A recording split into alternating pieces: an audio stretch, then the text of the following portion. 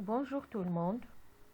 Aujourd'hui, on va essayer de corriger les exercices déjà donnés dans la séance précédente à propos de la proposition subordonnée de concession. Rappel, on a déjà vu que la concession, lorsque deux faits ou bien deux idées sont opposés, ça veut dire le fait exprimé dans la subordonnée est opposé à celui qui est exprimé dans la principale. Et on a dit aussi qu'il y a des conjonctions qui expriment la concession, des conjonctions qui impliquent l'indicatif, d'autres le subjonctif, d'autres le conditionnel, et ainsi de suite. Donc, on va essayer de corriger ensemble cet exercice-là. Alors, je prends la première phrase.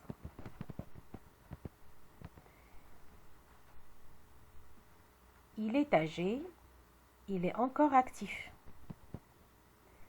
Je dois relier les deux phrases par l'expression même si pour exprimer la concession. Et on a déjà dit que l'expression même si implique le mode indicatif. Alors, qu'est-ce que je dois dire? Même s'il est âgé. Donc ici, j'ai le présent du verbe être. Je vais le garder, puisque même si implique l'indicatif. Alors, même s'il est âgé, il est encore actif. Et j'obtiens la phrase suivante. Même s'il est âgé, il est toujours actif. Ici, j'ai choisi de commencer par la subordonnée, même s'il est âgé, mais vous pouvez tout de même commencer avec la principale et vous pouvez dire il est toujours actif, même s'il est âgé. Donc, les deux réponses sont correctes.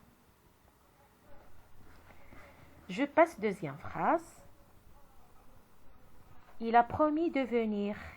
Il n'est pas venu. Alors, on a dit que l'expression malgré demande toujours un nom ou bien un groupe nominal. Il doit être toujours suivi d'un nom ou bien un groupe nominal. Donc, regardez ici la première phrase. Il a promis de venir. Donc, vous avez ici le verbe promettre, conjugué au passé composé. On va essayer de le nominaliser. Ça veut dire on va essayer de transformer ce verbe-là en un nom. Alors, quel est le nom du verbe promettre? C'est promesse. Donc, qu'est-ce qu'on peut dire? Donc, malgré sa promesse de venir, ou bien on peut dire tout simplement, malgré sa promesse, il n'est pas venu. Ou bien, vous pouvez aussi dire, il n'est pas venu malgré sa promesse. Donc, pour exprimer la concession avec l'expression malgré, ou bien en dépit de, comme on a dit pendant l'explication du cours, les deux expressions doivent toujours être suivies d'un nom ou bien groupe nominal. Je passe troisième phrase. Il pleut, nous sortirons. Alors, je dois relier les deux phrases. Il pleut, nous sortirons par l'expression bien que pour exprimer ici l'idée de la concession. Et on a dit aussi que bien que implique toujours le subjonctif. Donc ici, on doit essayer de conjuguer le verbe pleuvoir au subjonctif. Alors, comme vous savez ici, le verbe pleuvoir, c'est un verbe impersonnel. Il ne se conjugue qu'à la troisième personne de singulier. Alors, le verbe pleuvoir, au subjonctif, on dit qu'il pleuve. La terminaison E, parce qu'on a ici la troisième personne de singulier. Qu'il pleuve. Alors, et on peut dire, bien qu'il pleuve, nous sortirons. Ou bien, nous sortirons bien qu'il pleuve. Vous pouvez commencer par la principale, comme j'ai fait ici. J'ai commencé par la principale. Et vous pouvez aussi commencer par la subordonnée. On peut dire aussi, bien qu'il pleuve, nous sortirons. Les deux réponses sont correctes. Je passe la quatrième phrase.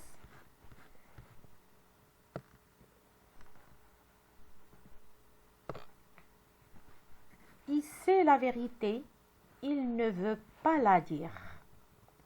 Alors, deux faits opposés. Hein, il sait la vérité, mais il ne veut pas la dire. Ici, on doit utiliser l'expression quoique. Et on a dit aussi que quoique demande toujours, nécessite le subjonctif. C'est nécessaire ici d'utiliser le subjonctif après l'expression quoique. Vous avez ici le verbe savoir conjugué au présent. Hein, donc, on doit le conjuguer au subjonctif. Donc, le verbe savoir au subjonctif, que je sache, que tu saches, qu'il sache, et ainsi de suite. Donc, ici, nous avons la troisième personne de singulier, donc qu'il sache. Alors, et on peut dire, quoi qu'il sache la vérité, il ne veut pas la dire. Alors, si je veux commencer par la subordonnée, ou bien je peux dire, il ne veut pas la dire la vérité, quoi qu'il la sache.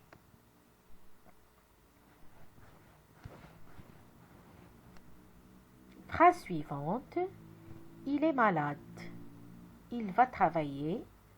Alors ici, pour exprimer l'idée de la concession, je dois tout simplement relier par ce mot de liaison là, qui est pourtant. Hein?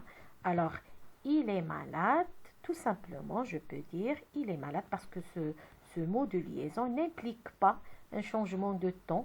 Donc, je peux dire tout simplement, il est malade, pourtant, il va travailler.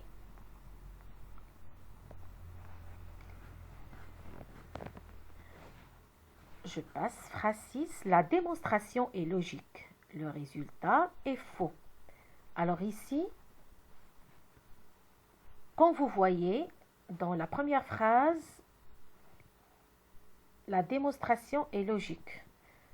La deuxième, le résultat est faux. Donc, comme vous remarquez ici, il y a deux faits ou bien deux idées opposées.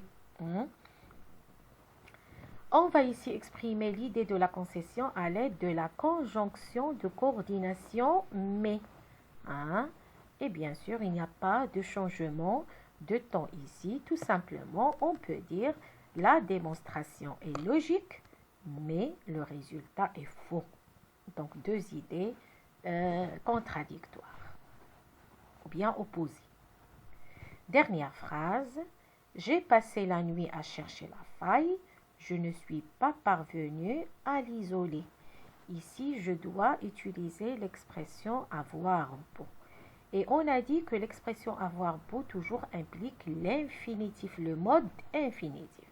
Donc, qu'est-ce que je dois ici faire? Je dois changer ce verbe-là qui est conjugué au passé composé. Je dois le changer à l'infinitif. Hein, il doit se mettre à l'infinitif. Alors, qu'est-ce que je dois dire? Donc, normalement, j'ai beau passer. Hein, j'ai beau passer.